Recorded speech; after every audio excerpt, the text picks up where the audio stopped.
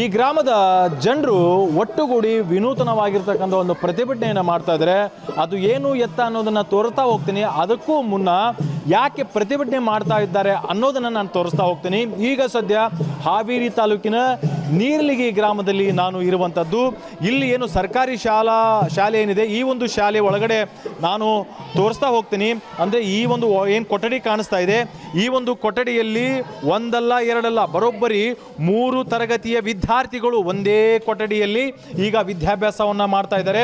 So ಇಲ್ಲೇನೋ ಕಾಣಿಸ್ತಾ ಇದ್ದೇವೆ ಮಕ್ಕಳು ಎಲ್ಲವೂ ಕೂಡ 1, 2, 3ನೇ ತರಗತಿಯ ಮಕ್ಕಳು ಕೂಡ ಇಲ್ಲಿ ವಿದ್ಯಾಭ್ಯಾಸವನ್ನು ಮಾಡ್ತಾ ಇದ್ದಾರೆ.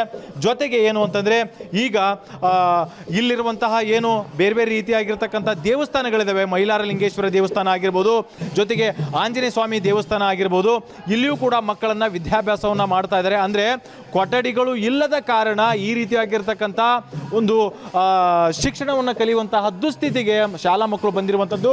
ಈ ನಿಟ್ಟಿನಲ್ಲಿ ಅಂದರೆ ಇಲ್ಲೇನು ನೀರ್ಲಿಗಿ ಗ್ರಾಮದ ಸಮಸ್ತ ಎಲ್ಲ ಗ್ರಾಮಸ್ಥರು ಕೂಡಿ ಒಟ್ಟುಗೂಡಿ ಈಗಾಗಲೇ ಪ್ರತಿಭಟನೆಯನ್ನು ಮಾಡ್ತಾ ಇದ್ದಾರೆ. ಅದು ಮೌನ ಪ್ರತಿಭಟನೆಯನ್ನು, ಶಾಲೆಗೆ ಕೂಡ ತೊಂದರೆ ಕೊಡದ ಹಾಗೆ ಆಗಿ ಅವರ ಒಂದು ಏನು ಬೇಡಿಕೆಗಳಿದ್ದಾವೆ ಆ ಬೇಡಿಕೆಗಳನ್ನು ಈಡೇರಿಸುವ ನಿಟ್ಟಿನಲ್ಲಿ ಸರ್ಕಾರದ ಗಮನ ಸೆಳೆಯೋದಕ್ಕೆ, ಜೊತೆಗೆ ಇಲಾಖೆಯ ಗಮನ ಸೆಳೆಯೋದಕ್ಕೆ ಈ ರೀತಿಯಾಗಿಂತ ಪ್ರತಿಭಟನೆಯನ್ನು ಭಜನೆ ಹಚ್ಚಿ ಈಗ ಪ್ರತಿಭಟನೆ ಮಾಡ್ತಾ ಇದ್ದಾರೆ.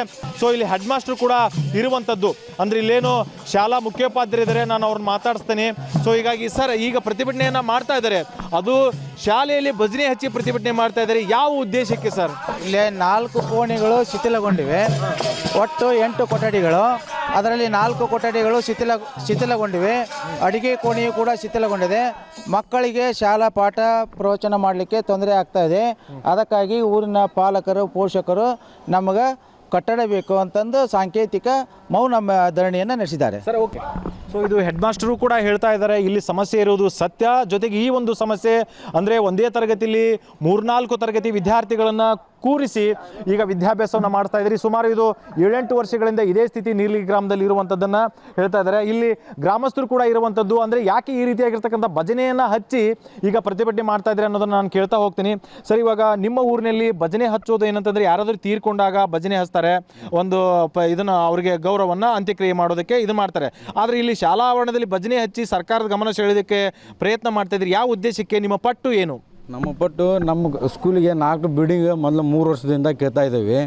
ಸರ್ಕಾರದವರು ಇನ್ನೂವರೆಗೆ ಗಮನ ಹರಿಸಿಲ್ಲ. ನಮಗೆ ನಾವು ಎಷ್ಟು ಸಲ ಹೇಳಿದ್ರು ಬರೀ ಈ ವರ್ಷ ಆಕೈತಿ, ಮುಂದೆ ವರ್ಷ ಆಕೈತಿ ಅನ್ನೋದು ಬರೀ ಉದ್ದೇಶ ಇದನ್ನೇ ಹೇಳ್ಕೊಂತ ಬಂದರು. ನಮಗೆ ನಾವು ಈ ಧರಣಿ ಕೊಡೋ ಕಾರಣ ಅಂದರೆ ನಮ್ಮ 4 ಬಿಲ್ಡಿಂಗ್ ಆಗೋವರೆಗೂ ನಾವು ಈ ಧರಣಿಯನ್ನು ಹಿಂಪಡೆಯಂಗಿಲ್ಲ ಅಂತಂದು ಸರ್ಕಾರಕ್ಕೆ ಮನವಿ ಮಾಡೋ ಸಂಬಂಧ ಧರಣಿ ಕುಂತಿದ್ದೀವಿ. ಇವಾಗ ಥ್ಯಾಂಕ್ ಯು. ಸೊ ಹಾಗಾದರೆ ಈಗ ಕೊಠಡಿಗಳನ್ನು ಕೊಡದೆ ಹೋದ ಪಕ್ಷದಲ್ಲಿ ನೀವು ಅಂದ್ಕೊಂಡ ಟೈಮಿಗೆ ವಾಟ್ ನೆಕ್ಸ್ಟ್?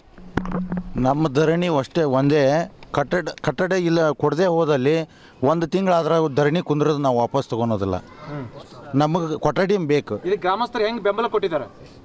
ಎಲ್ಲ ಸಂಪೂರ್ಣ ಬೆಂಬಲ ಇದೆ. ಎಲ್ಲ ಗ್ರಾಮಸ್ಥರು ಏನಿದ್ದಾರೆ, ತಮ್ಮ ಊರಿನ ಶಾಲಾ ಮಕ್ಕಳು ಏನು ಚೆನ್ನಾಗಿ ವಿದ್ಯಾಭ್ಯಾಸ ಮಾಡಲಿಕ್ಕೆ ಈ ರೀತಿಯಾಗಿರ್ತಕ್ಕಂಥ ಕೆಲಸ ಕಾರ್ಯಗಳನ್ನು ಬಿಟ್ಟು ತಮ್ಮ ಮಕ್ಕಳಿಗೋಸ್ಕರ ಈ ರೀತಿಯಾಗಿರ್ತಕ್ಕಂಥ ಪ್ರತಿಭಟನೆ ಮಾಡ್ತಾ ಇರುವಂಥದ್ದು ನಿಜಕ್ಕೂ ಕೂಡ ಶ್ಲಾಘನೀಯ. ಆದರೆ ಸರ್ಕಾರ ಈ ಕಡೆ ಕಣ್ತೆರೆದು ನೋಡಬೇಕು, ಇಲಾಖೆಯು ಕೂಡ ಕಣ್ತೆರೆದು ಈ ಗ್ರಾಮಸ್ಥರಾಗಿರ್ಬೋದು ಅಥವಾ ಶಾಲಾ ಮಕ್ಕಳ ಬೇಡಿಕೆ ಏನಿದೆ ಅದು ಬೇಕಾಗಿರುವಂತಹ ಕೊಠಡಿಗಳನ್ನು ಆದಷ್ಟು ಬೇಗ ಕೊಡಲಿ ಅನ್ನುವಂಥದ್ದು ಗ್ಯಾರಂಟಿ ನ್ಯೂಸ್ನ ಕಳಕಳಿಯಾಗಿದೆ.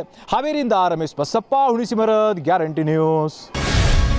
ಗ್ಯಾರಂಟಿ ನ್ಯೂಸ್, ಸುದ್ದಿ ಖಚಿತ, ನ್ಯಾಯ ನಿಶ್ಚಿತ.